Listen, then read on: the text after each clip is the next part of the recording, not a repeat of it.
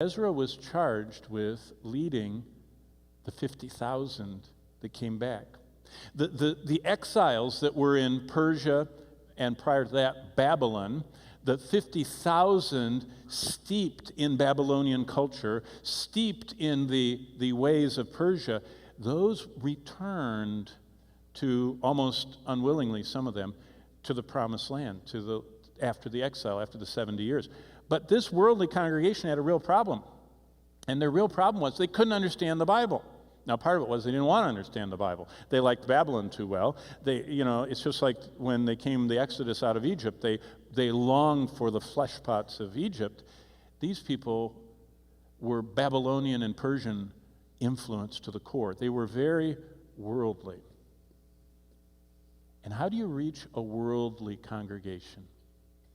God shows us that in the 119th Psalm. It's a spiritual diary. God says, don't hammer the 50,000 people in your congregation.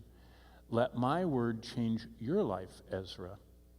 And you prepare your heart to seek the Lord, to understand the word, and to do it.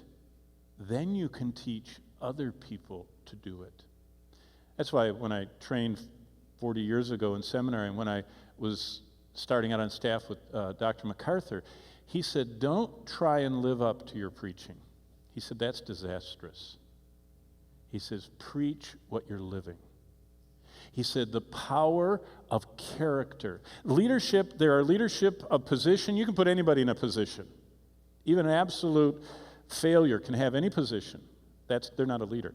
There's leadership of expertise, that you know more than everybody else. But the true leadership is character, that people want to follow because they see integrity and reality in your life. God says, Ezra, you have a worldly congregation. Ezra 7:10 says, prepare your heart, seek the law of the Lord, understand it and do it, and as you're doing it, you will lead other people to do it.